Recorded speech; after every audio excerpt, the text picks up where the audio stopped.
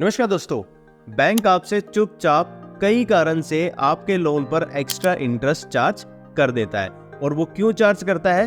क्योंकि आप कोई ना कोई टर्म्स कंडीशन फॉलो नहीं करते हैं जो कि बैंक अपने सैंक्शन लेटर में आपसे साइन करवा कर रख लेता है। अब ये दोस्तों कौन कौन सी टर्म्स कंडीशन है वो हम इस वीडियो में जानेंगे। और आज हम इस वीडियो में 3 तरह के लोन्स की बात करेंगे, जिसमें सबसे पहले है होम लोन या लैप लोन, इसके बाद बात करेंगे हम कार लोन की, और तीसरा हम बात करेंगे एमएसएमई लोन्स के बारे में। और आपको बताएंगे कि इन लोन्स में बैंक कब कब आपसे एक्स्ट्रा इंटरेस्ट या पेनल्टीज लेता है। तो चलिए दोस्तों शुरू करते हैं इस वीडियो को।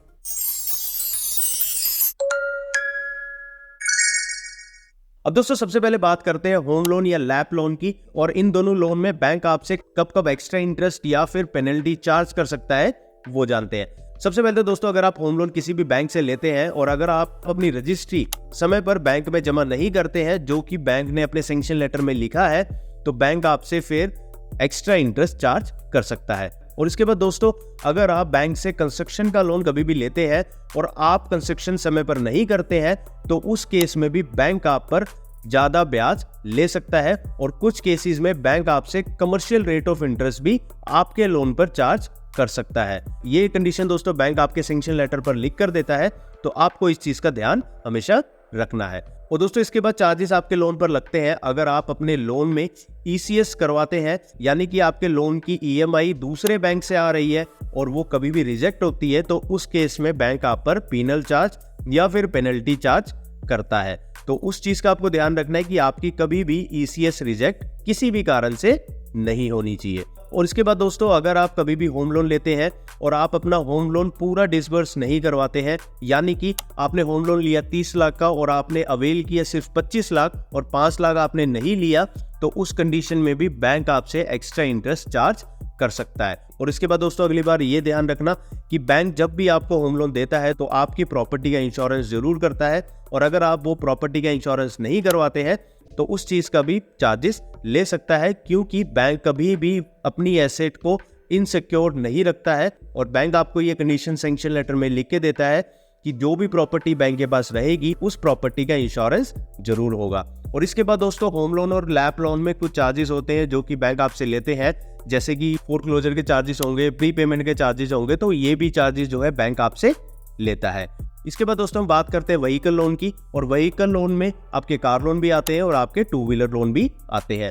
और इन लोन में बैंक आपसे कब कब जो है एक्स्ट्रा चार्ज लेता है वो जानते हैं। सबसे पहले दोस्तों कि अगर आप व्हीकल लोन लेते हैं और उस व्हीकल की आरसी, इंश्योरेंस एंड बिल्स अगर आप बैंक में समय में सबमिट नहीं करते हैं, तो बैंक उस केस में आप पर पीनल चार्ज ले सकता है।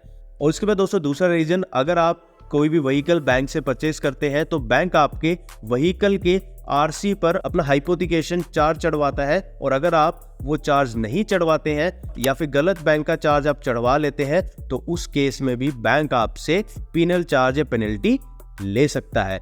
इसके बाद दोस्तों तीसरा रीजन हो गया ईसीएस मैंडेट, अगर आपका रिजेक्ट होता है तो उस केस में भी आप पर पेनल्टी लगेगी। और इसके बाद दोस्तों कुछ बैंक्स आपके व्हीकल का इंस्पेक्शन भी करते हैं, और अगर आप उनके इंस्पेक्शन में आप सहयोग नहीं करते हैं या फिर आप उनको इंस्पेक्ट नहीं करवाते हैं, तो उस केस में भी बैंक आपसे चार्ज ले सकता है। और इसके बाद दोस्तों अगला रीजन है कि अगर आप अपने बैंक में हर साल अपने इंश्योरेंस की कॉपी आप सबमिट नहीं करते हैं, तो उस केस में भी बैंक आप पर पेनल्टी लगा सकता है। अब दोस्तों इंश्योरेंस क्यों मैंडेटरी है? क्योंकि बैंक अपनी एसेट को सिक्योर रखता है कि उनका जो भी एसेट फाइनेंस किया है उसका प्रॉपर इंश्योरेंस बैंक के पास हमेशा अवेलेबल होना चाहिए। तो ये सारे रीजन है व्हीकल लोन पर पेनल्टी लगाने के। अब हम बात करते हैं दोस्तों एमएसएमई लोन्स के बारे में, जिसको हम बोलते हैं बिजनेस लोन्स। और बिजनेस लोन में किन किन कारणों से पीनल चार्ज या पेनल्टी लगाई जाती है अब हम वो जानते हैं। इसमें दोस्तों सबसे पहले है कि जब भी आप कोई भी वर्किंग कैपिटल यानी कि सीसी लिमिट या फिर ओवरड्राफ्ट लिमिट आप बैंक से लेते हैं, तो उस केस में आपको हर महीने या क्वार्टरली या फिर ईयरली स्टॉक स्टेटमेंट आपको सबमिट करना होता है। और अगर आप वो सबमिट समय पर नहीं करते हैं तो उस केस में बैंक आपसे पेनल्टी ले सकता है। इसके बाद दोस्तों दूसरा रीजन हो गया आपका लो टर्नओवर का। अगर आपके लिमिट में टर्नओवर सफिशिएंट नहीं है, यानी कि लेन देन आप उतना नहीं कर रहे हैं जितना बैंक को आपने बताया है, तो फिर उस केस में भी बैंक आपसे पेनल्टी ले सकता है। और इसके बाद दोस्तों तीसरा रीजन है कि अगर आप सीसी या फिर ओडी लिमिट लेते हैं और आप अपने स्टॉक का या फिर प्रॉपर्टी का इंश्योरेंस आप नहीं करवाते हैं, या फिर आप अंडर इंश्योरेंस करवाते हैं तो उस केस में भी बैंक आपसे पेनल्टी ले सकता है। और इसके बाद दोस्तों अगला रीजन है कि अगर आप अपनी बैलेंस शीट हर साल बैंक में समय पर सबमिट नहीं करते हैं, जिस कारण से बैंक आपका लोन का रिन्यूअल नहीं कर पाता है, तो उस केस में भी आप पर पेनल्टी चार्ज होती है। और इसके बाद दोस्तों अगला मेजर रीजन ये है कि अगर आपके रेटिंग आपकी डी ग्रेड होती है। और रेटिंग क्या होती है दोस्तों कि जब भी बैंक आपको कोई भी बिजनेस लोन देता है तो आपके जो है लोन पर रेटिंग की जाती है, और उस रेटिंग का क्राइटेरिया हर बैंक का अलग अलग होता है।